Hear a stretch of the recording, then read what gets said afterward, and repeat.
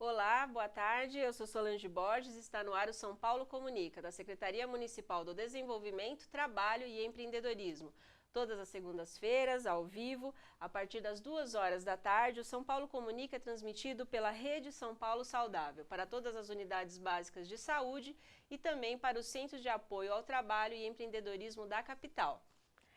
Segundo dados do Instituto de Pesquisa Econômica Aplicada, o IPEA, de outubro de 2013, estima-se que a economia criativa formal represente entre 2,1% e 2% do Produto Interno Bruto, o PIB brasileiro, e aproximadamente 2% da mão de obra. Então é um mercado bastante interessante, né? Você que está nos acompanhando, às vezes não se identificou ainda, mas a gente vai ter um convidado aqui para explicar um pouquinho mais do que é o mercado, a indústria criativa aqui no Brasil, né? Que é composta por profissionais de audiovisual, design, moda, música, arte, publicidade, então é bastante vasto e você vai conhecer um pouquinho mais, né, essa indústria que vem ganhando cada vez mais espaço aqui no nosso país e muitos eventos, né, têm se voltado para essa área, para promover o crescimento do setor e é uma oportunidade tanto para você que quer fazer novos contatos, melhorar a sua formação e, logicamente, né, entrar num segmento que é bastante interessante.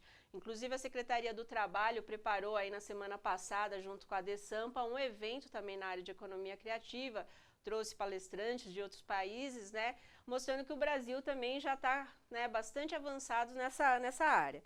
O convidado dessa segunda-feira é o diretor da revista ZUP, né, é o Alan Zacher, que vai falar um pouquinho, né, da 10ª edição da Conferência Internacional de Criatividade, Pixel Show, um evento grande, né, para você que se interessa por essa área, e ele vai explicar para a gente, né, como é toda essa dinâmica aí desse mercado, né? Então o espaço está aberto para você, como toda semana. Se você quiser mandar uma pergunta, você pode fazer uma ligação a cobrar 9090, que é uma ligação a cobrar, 31 29 90 92. 31 29 90 92. Boa tarde, Alan. Tudo bem com você? Tudo jóia, obrigado pelo convite. Nós que agradecemos você abrir aí sua agenda para receber a gente. Eu imagino que esteja numa correria, né? Que o evento já está chegando. Isso deve tomar conta aí do seu dia a dia, né? Mas antes da gente entrar propriamente no evento, eu gostaria que você falasse um pouquinho da sua vida profissional e como que você enveredou aí pelo mercado criativo. Bom, vamos lá. Eu comecei, acho que desde pequenininho, um pouco com incentivo dos meus pais. Desde pequenininho eu gostava, eu frequentava escola de esportes, a escola de artes. Aí eu fui estudando, quando eu estava no colegial, eu comecei a verificar, meus pais começaram a me levar, você quer estudar numa escola técnica, você quer uma escola regular. Eu acabei optando por fazer robótica e eletrônica, nada a ver Nossa, totalmente diferente, né? com o que eu faço hoje. E eu fiz o Senai lá na Vila Mariana, que foi muito bom para abrir a cabeça, aumentou bastante o background assim, de conteúdo de outras áreas, né, que levam mais para exatas, engenharia. Mas no segundo colegial, como eu desde pequenininho desenhava pra caramba, sempre gostei de pintar, de desenhar, eu acabei já descobrindo com 15 anos que eu tinha certeza que eu já não ia fazer faculdade de engenharia e que eu ia optar por alguma coisa de humanas. Ainda naquela época eu não sabia exatamente o que. Mas com 15 anos eu tinha um computador que eu ficava jogando joguinho o dia inteiro, à tarde depois da escola, eu e meu irmão. E meus pais um dia, eu devo ter aprontado alguma, não lembro o que, mas eles chegaram bravos, dando bronca e falaram, meu, vocês têm uma semana para fazer alguma coisa útil com esse computador, senão a gente vai doar e vocês vão ficar sem, vocês Que não podem mais pressão na jogar joguinho. adolescência, hein? E aí a gente ficou, meu irmão é mais novo, apesar que ele é mais alto, todo mundo achava que ele era mais velho. Então a gente chegou, a gente ficou batendo no papo, o que a gente vai fazer? A gente não pode perder nosso joguinho, não sei o quê. Aí a gente começou a falar, meu, você gosta de desenhar, eu gosto de vender. Ele falou assim, né? Isso ele tinha 13 anos, eu tinha 15. E sempre que ele é muito mais sério, então todo mundo fala, mas o cara deve ter uns 3, 4 anos mais velho que o Alan. Ele chama Simon, né? Que inclusive ele é meu sócio hoje. Depois de alguns anos de ZUP, ele entrou como sócio. A gente começou a bolar, então a gente chegou para meus pais e falou, mano, a gente precisa de R$ 300, sei lá, na época era cruzeiro, né? Não me lembro. Aí os caras ficaram olhando, o que esses moleques estão pedindo dinheiro, que a gente falou que já ia tirar uma coisa, estão pedindo dinheiro. Eles nem imaginavam, né, que o Aí impulso já tinha acontecido. Vocês não falaram pra gente fazer alguma coisa útil? Então a gente, com aquela idade, a gente mesmo já tinha um pouco de sangue empreendedor. Dentro do... Assim, a gente pensava um pouco como empreendedor, mas sem saber o que era exatamente ser um empreendedor. E a gente passou uma semana, a gente foi na papelaria, comprou uma pasta de portfólio, eu fiquei depois de umas 2 semanas desenhando o logotipo, assim, peças fantasmas, né?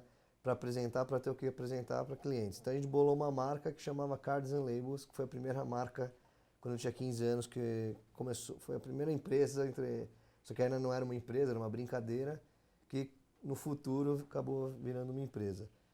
E aí depois de 1 ano a gente já estava com 2 computadores, cada um só com o dinheiro que a gente ganhava. Olha só. Vendendo cartãozinho de visita, vendendo panfleto, criando logotipo. Então de uma brincadeira foi de passo a passo, a gente foi se aprimorando, foi vendo equipamentos melhores, foi se profissionalizando. E depois de 2 anos, eu já estava continuando jogando joguinho, mas fazendo alguma coisa útil também com... Já contribuía em casa, né? Já ajudava um pouco. E meio depois por causa dessa experiência, eu comecei a falar, não, agora eu acho que é isso que eu quero fazer no futuro. Então eu comecei a procurar visitar faculdades, na época não tinha um curso de design gráfico, tinha computação gráfica, que era basicamente ficar 4 anos aprendendo como trabalhar com Corel, Photoshop, e não tinha, na verdade, conceito de publicidade ou de design gráfico. Isso foi aparecendo mais tarde. Então eu acabei optando por fazer comunicação, propaganda e marketing, eu fiz FAAP, foram 4 anos, estudei à noite, e desde o começo eu tinha feito um estágio de 1 mês nas férias, numa agência de publicidade, e os caras lá já falavam, você quer trabalhar, você quer dar certo, estuda à noite e já fica full time como se fazendo estágio, porque é muito difícil essa área. E a área se a gente vê todo ano, publicidade é um dos cursos mais disputados. E é bastante restrito mesmo o mercado. Então você já teve assim, desde lógico, o começo, né? Teve o impulso dos pais e você mesmo, junto também com o seu irmão, foram buscar aí caminhos para estruturar uma futura empresa. E aí eu acabei, prestei comunicação, desde o começo já fui atrás de estágio, fui trabalhando, sei lá, ficava 1 ano, depois 1 ano e meio em cada estúdio, mudando para tentar pegar experiências. Então eu trabalhei com um pouco de branding, trabalhei um pouco com animação, também um pouco com design gráfico e promoção, até eu tentar fazer a minha primeira empresa séria com alguns sócios, que a gente tentou colocar no papel. Durou 6 meses, chamava Babylon Comunicação.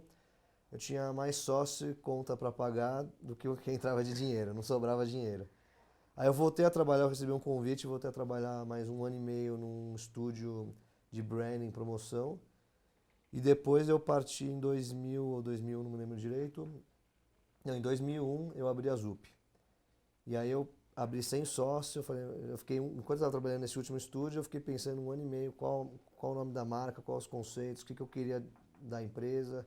Então foi um super planejamento, e naquela época eu já comecei a desenhar um business plan, porque na primeira vez não tinha feito nada disso. E aí eu fui aprendendo também, eu sabia da importância, eu tinha feito um curso até no Sebrae, que chama Empretec, que eu recomendo, sempre falo isso quando eu dou palestra ou entrevista, que é um curso de 7 dias, é uma loucura, você tem 7 dias para aprender tudo sobre negócio, fazer um business plan pequenininho e ganhar dinheiro em 7 dias. E já abre um pouco a visão do que você vai ter lá na frente, né? Isso, e é assim mesmo, é concorrido, é difícil, mas quanto mais você se planeja, você faz um plano de negócios, um canvas para estruturar a sua empresa, planejar, pensar em estratégia de marketing, menor a chance do seu negócio dar errado. No Brasil também isso ajuda bastante, o problema é que aqui a cada minuto muda as regras, aumenta o imposto, então a chance de uma empresa, principalmente uma empresa pequena, dar certo conforme os anos vão passando é bem difícil. Assim, quem consegue sobreviver 2 anos ou mais já consideram heróis. Já assim. é um campeão, né? E quando você pensou na ZUP, você já pensou como uma publicação ou ela tem outros braços aí dentro dessa estrutura? Então, eu sempre quis fazer uma publicação porque era uma coisa que me agrada. Eu sempre gostei de arte, sempre visitei exposições, galerias, eventos, festivais, não só arte de pintar um quadro, mas também ir no musical, ver uma ópera, sei lá, um balé, todas as vertentes artísticas e criativas possíveis, eu sempre gostei. Então eu falei, "Mas, fazer uma revista dessa, mas eu sabia que era complicado, porque é muito caro, por exemplo, cada edição custa um carro mais ou menos. Então você tem que ver como que vai bancar tudo isso, como vai imprimir, e a cada 6 meses o papel aumenta, a gráfica aumenta, a inflação. Então a gente tem que falar como que eu vou conseguir fazer uma revista.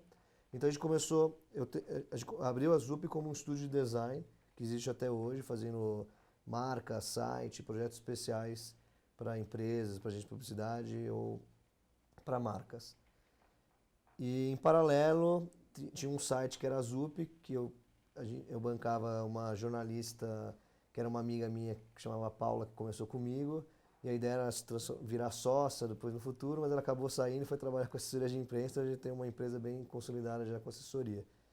E até hoje ela colabora com a revista, mas depois disso o trabalho foi ampliando, a gente depois de 3 meses de trabalho já estava com mais de 3 mil usuários visitando. Na época isso parece pouco, mas na época não tinha WordPress, por exemplo. Eu cheguei O acesso também era o acesso era muito bem pequeno, limitado, bem né? limitado. Então, 3 mil usuários, numa época que ainda ninguém nem trabalhava muito, conseguia desenvolver websites, era bom. E vocês já tinham ela na versão impressa? Ou Não, vocês ela começaram... começou 100% na versão web, Tá. porque os custos eram bem menores. E a gente conforme a gente foi ganhando público, a gente foi alimentando o desejo de ter uma revista impressa, que desde o começo era o plano.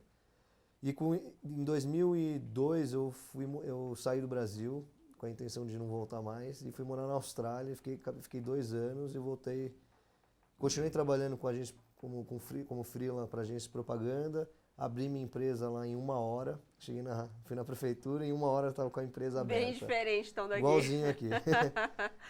Mas aí nesse caso a ZUP permaneceu funcionando nesse período? Ela não tinha, na época eu era funcionário, eu era estagiário, Sim. eu era secretário, eu era tudo. Então, mas eu atendia, eu curtia, assim, a minha base era a casa que eu morava lá e o orelhão na frente, porque na época não tinha Skype, tinha Sim. ICQ no máximo, mas não tinha vídeo. Então o orelhão era o meu escritório.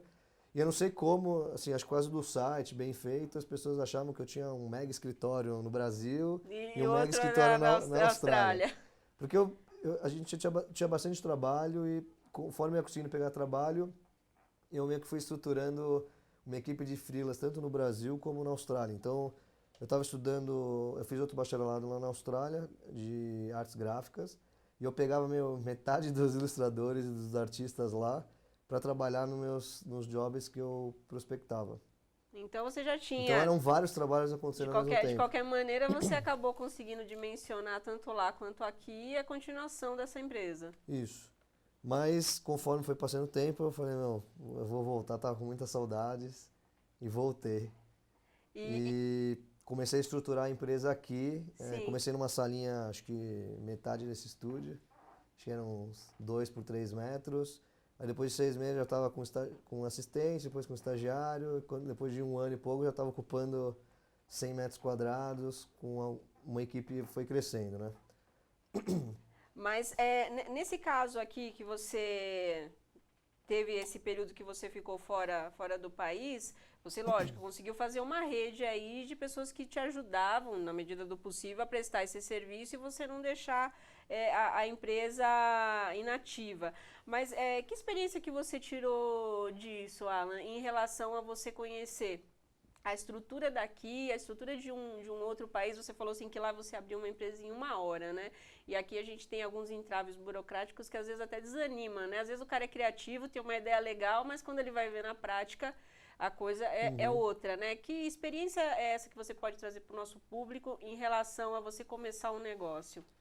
Então, a primeira coisa que tem que fazer é saber o que quer fazer, assim, pensar qual que é o seu sonho e do seu sonho quais são os objetivos, onde você quer chegar. Então aí na verdade é você que está criando lá o princípio básico, que é qual que é a sua missão, qual que é a sua visão, quais são os objetivos que você quer seguir para chegar um dia a ter sucesso na empresa que você está bolando. Não importa se é uma padaria, se é uma pastelaria, se você vai abrir uma marca de camiseta, uma loja no shopping, qualquer negócio que você abrir, você tem que pensar nesses conceitos. E o segundo passo é você tem que criar, sentar, planejar, ver quais são as leis, vai no Sebrae, ver qual que é a cidade que você está morando, ver quais são os impostos. Tudo isso você tem que fazer uma planilha, quais são os custos que você vai ter, os custos fixos, os custos variáveis. E com isso você vai começando a formatar o que você quer e se o negócio é ou não viável. Porque às vezes você tem uma ideia genial, mas você começa a colocar os custos no papel e fala, meu, eu vou precisar de um aporte, sei lá, de milhões de reais para conseguir fazer isso, mas eu vou demorar mais de 10 anos, talvez ninguém vai querer investir num negócio desse. Mas se você quisesse, por exemplo, o meu negócio eu comecei numa salinha no escritório do meu pai. Então, isso foi um ótimo patrocínio, sabe? Sim, e às vezes muita coisa desse mercado criativo, você não precisa de uma estrutura tão grande para começar, né? Não, muita coisa, isso é uma coisa que são serviços, né? Então, você pode começar na sua casa, no seu quarto, fazer um negócio, depois você aluga uma garagem pequenininha, cabe um automóvel e começa a fazer sua estrutura lá. Então, tem possibilidade de você gastar muito menos, enquanto você ainda não tem alguém que acredite no seu negócio, que possa aportar uma verba para alavancar o negócio, ou que você comece aos poucos, sem ter um prejuízo muito grande se não der certo. Então, tipo, o plano do negócio é muito importante para o negócio no futuro sair do papel e começar a se pagar. E o mais rápido possível você saber quanto você precisa investir, né? Por exemplo, preciso de uma sala, preciso de 3 pessoas e preciso começar a procurar. Então, quanto tempo eu preciso fazer isso e quanto tempo o meu capital de giro lá vai bancar sustentar o negócio. Até começar a pingar dinheiro todo dia para o negócio ficar autossustentável. Então, isso é primordial assim, para qualquer negócio. Então, eu falo com muita gente, aí todo mundo abre negócio no risco, não faz plano de negócio, às vezes nem entende do negócio. Então, é complicado e a chance de se você se arriscar tanto assim é muito grande. Você, por exemplo, eu vou investir 100 mil, mas às vezes 100 mil reais faz muita diferença na vida das pessoas. E às vezes é um gasto que a pessoa não pode, né, fazer naquele momento, Sim, mas tem gente que eu conheço que vende carro, vende casa, fala, eu acredito no negócio que o cara não fez nenhum planejamento. E aí depois de 1 ano, às vezes 6 meses o cara não fez o planejamento, 6 meses já fechou, aí tá sem casa, tá sem carro. E está pedindo, sei lá, o que ele vai fazer. Então é importante, sim, tem muita gente com ideias muito legais, mas tem que planejar, esse é o princípio básico, assim. Tem que fazer uma estratégia, se planejar, ver quais são as ameaças, as oportunidades do negócio. Então tem uma série de ferramentas que com o plano de negócio ele te oferece para tentar diminuir a chance e o risco do negócio dar errado. Tá ótimo, então. O Alan já deu algumas dicas aí do mercado da economia criativa, a experiência pessoal dele, que é bastante interessante.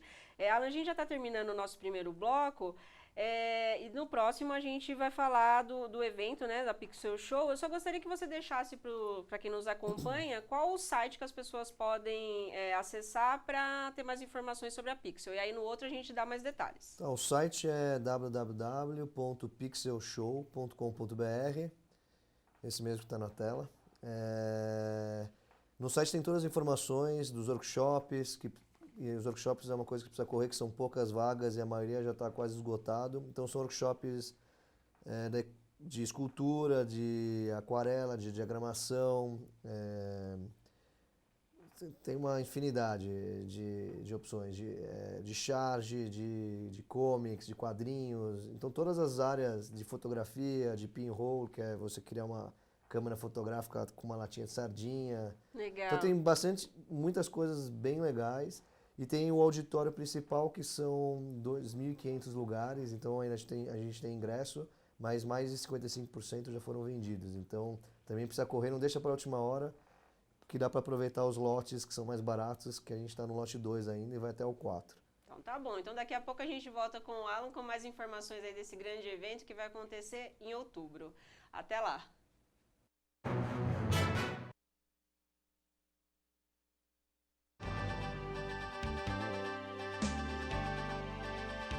Pensar no cidadão paulistano é olhar para o futuro. Saber que para realizar os nossos sonhos e metas é preciso de uma cidade de ideais. Uma cidade que sana as necessidades do cidadão e transforma suas aspirações em realidade. Pensando assim, nos estimados 11 milhões de paulistanos, a Prefeitura de São Paulo criou a Secretaria Municipal com a missão de implantar programas com inclusão social. A missão é priorizar o investimento em qualificação profissional, geração de emprego e renda na nossa cidade. Estamos organizados assim: Coordenadoria do Trabalho, Coordenadoria de Desenvolvimento Econômico. A Coordenadoria do Trabalho possui mecanismos para a gestão do processo profissional. Um deles é através do CAT, Centro de Apoio ao Trabalho. Hoje existem vários CATs espalhados por toda São Paulo.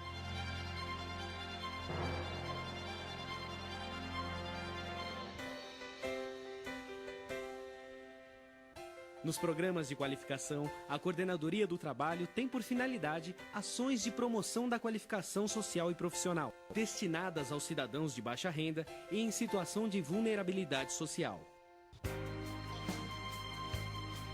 A supervisão trabalha com programas que promovem e incentivam o empreendedorismo na cidade de São Paulo.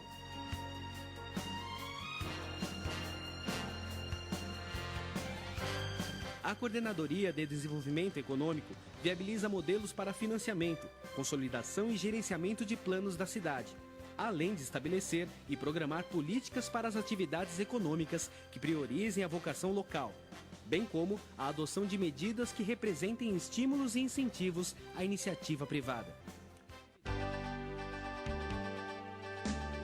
Mais que um objetivo, é a vontade de uma cidade unindo cada cidadão paulistano.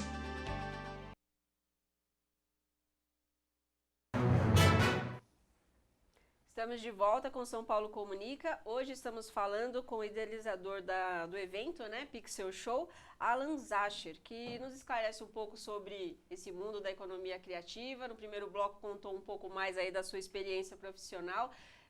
Já vivenciou aí grandes desafios já. Desde adolescente já colocou a mão na massa, que os pais foram lá, pressionaram. Ele começou ali, já tinha a veia empreendedora, não conhecia muito, mas contou pra gente aqui como foi essa experiência, né, Alan? Eu gostaria que você desse continuidade aqui para quem nos acompanha, falando, né, do evento, né, a Pixel Show, que está programada para acontecer em outubro. Em que datas? 17 e 18 de outubro. Tá certo. É um evento que tem... A gente está aí na 11ª edição.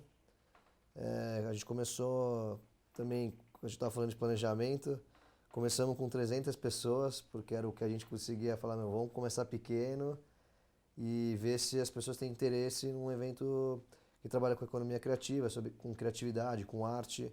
E a gente começou no MIS, o evento na época era sexta e sábado, e aí na sexta estava meio vazio, porque todo mundo tinha que trabalhar, e no sábado via gente do Brasil inteiro para só 170 lugares no auditório. É anual esse evento? O evento é anual. E o primeiro ano foi um sucesso, e meio que o Pixel Show foi o evento que meio que financiou o início da revista impressa, da revista Zup. De onde veio esse nome, Zup? Zup vem dizer de zap zip, que é do inglês mudança e velocidade, de zapear, né? Uhum. Que a ideia de criatividade é que você tem que estar inovando, você tem que estar mudando, você não pode ficar fazendo sempre a mesma coisa, porque senão não é criativo, você não é um criativo.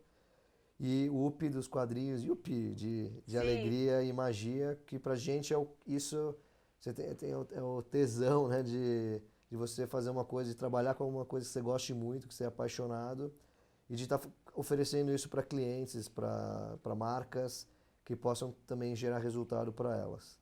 E daí então surgiu esse grande evento Isso. que vocês já fazem aí a 11ª edição. 11ª edição.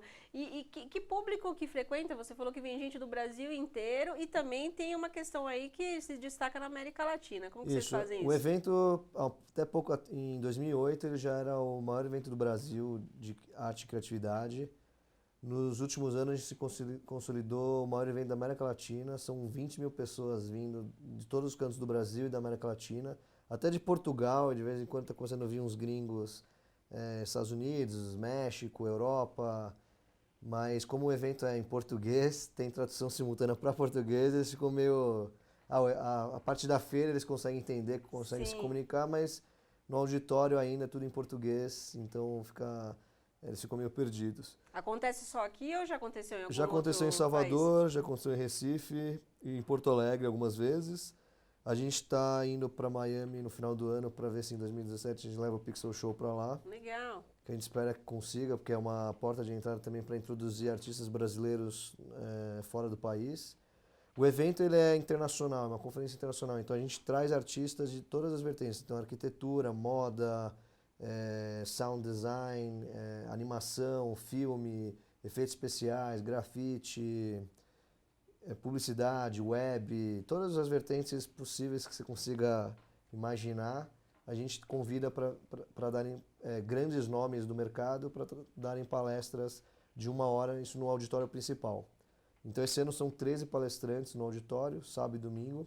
Praticamente é tanta coisa acontecendo que é uma imersão, então você sai depois de 6 horas você já está cansado, porque é tanta informação, então você fala, pô, será que eu assisto uma palestra, ou faço um workshop, ou eu vou ouvir uma banda tocando, ou eu vou ver um artista bacana desenhando ao vivo. E a gente tem o Sharp Talks também, que é como se fosse um mini TED. São palestras de 15 a 30 minutos, que a gente convida um monte de profissionais para contar coisas interessantes que eles estão produzindo. Essa é uma área gratuita, na verdade é um mini auditório de 50 pessoas, você só precisa chegar mais cedo no evento para conseguir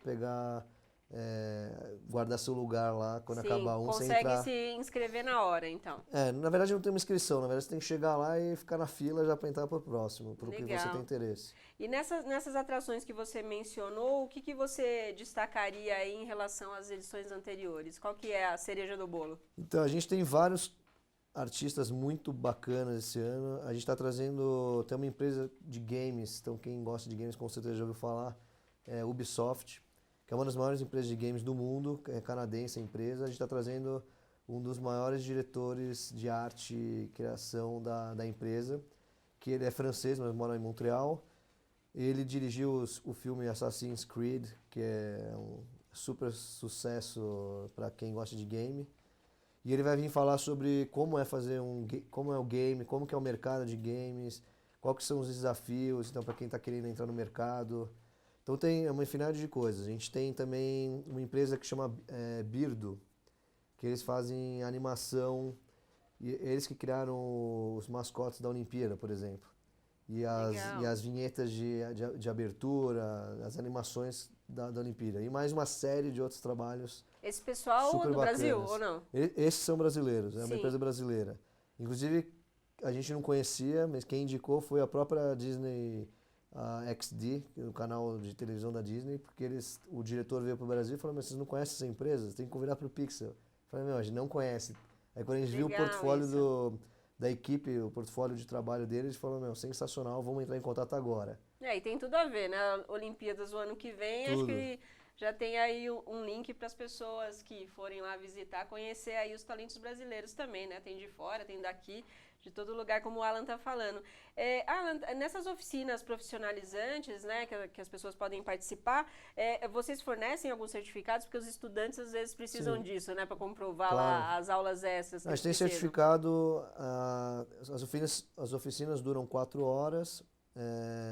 Você entrar no site do evento e dar uma verificada quais estão ainda disponíveis, mas são 22 oficinas esse ano, a gente aumentou, acho que são 6 a mais do que o ano passado. As oficinas estão acabando as vagas, mas ainda tem aí umas 4, 5 vagas em cada uma. Todas têm certificado, então os certificados das oficinas são entregues logo na finalização dos mesmos. O Pixel Show, o auditório principal, tem certificado também, porque são 24 horas praticamente de evento. E domingo, quando acaba, ainda tem uma festa de finalização, que é um combate de artistas que chama Art Battle. Então, às vezes, quem não quer assistir palestra, mas quer ir no Art Battle e ver artistas pintarem em real time e vão ganhar um troféu lá por votação do público, também dá para comprar para participar da festa. Então, assim, são inúmeras atrações. Assim, para uma pessoa que está indo pela primeira vez, qual que é a dica que você dá para não ficar tão perdido em tem tantas atrações? Tem que ver a programação, dar uma estudada, ver o que é mais importante para ela. Então, eu quero assistir essa palestra, mas também quero fazer esse workshop, porque é isso que é um assunto que eu quero me especializar. Eu quero pintar um pouco no live painting, participar, assistir a banda tal, que é uma banda que eu curto. Então, assim, tem que se planejar bem para não pegar um workshop e perder uma palestra que seja interessante também. Na verdade, é estudar, colocar a programação no papel, e no site tem tudo bem explicado. Legal. E onde vai acontecer esse ano? Vai ser no Clube da Hebraica, lá nos Jardins, perto do Shopping Guatemi. Então tem lá perto do Largo da Batata, né, o metrô, tem a estação de trem, acho que é Hebraica Rebouças. Já é o terceiro ano que a gente faz já no clube lá. São 2 espaços gigantescos. O ano anterior, 3 anos atrás, estava no FEComércio, mas ficou apertado e a gente dobrou o tamanho do evento no clube. Está crescendo cada vez mais, né, Alan? Cada vez mais. Ótimo, Alan. Obrigada, viu, pela sua disponibilidade, trazer essas informações do evento. Reforça aí para quem nos acompanha onde conseguir mais informações e deixamos aberto aqui o espaço para você para outras oportunidades. Então, obrigado. Então, para você que quer ir no evento, o site é www.pixelshow.com.br. Então, aproveitar o mais rápido possível, já faz sua inscrição, porque as vagas, infelizmente, são poucas, mas cabe bastante gente, tem muita coisa acontecendo e certeza que quem for não vai se arrepender e vai virar fã e vai começar a vir vários nos próximos anos também. Com certeza, pelo que você contou, deve ser bastante divertido isso daí e o aprendizado deve ser grande. Agradeço novamente a sua participação, Alan. Obrigado a vocês. Agora vamos com a Bruna Eleis, que vai trazer informações sobre a Secretaria do Trabalho. É com você, Bruna. Boa tarde, Solange, e a todos vocês que nos acompanham. Nesta semana, o CAT está com 700 oportunidades de emprego com salários a partir de R$ 1.000 para vendedor interno, a 107 vagas também com remuneração de R$ 1.000 a R$ 1.320, sendo necessário ter o ensino médio completo. Já para auxiliar de limpeza, há 19 oportunidades, com salários de R$ 1.110 a R$ 1.523. Para preencher a vaga, é preciso ter o ensino fundamental incompleto ou médio completo. Lembrando que todas as quartas-feiras, às 9 horas, o CAT oferece oficinas de orientação ao trabalho. Não perca a oportunidade de participar. Para mais informações, acesse o site www.prefeitura.sp.gov.br/trabalho ou ligue para 156. É com você, Solange. Obrigada, Bruna. Estamos chegando ao final do São Paulo Comunica, que recebeu nessa segunda-feira o Alan, que trouxe informações sobre a Pixel Show, economia criativa, trouxe bastante coisa aí para você que quer entrar nesse mercado. Então, na próxima semana, a Assessoria de Comunicação da Secretaria Municipal do Desenvolvimento, Trabalho e Empreendedorismo preparará um novo programa para você. Até lá!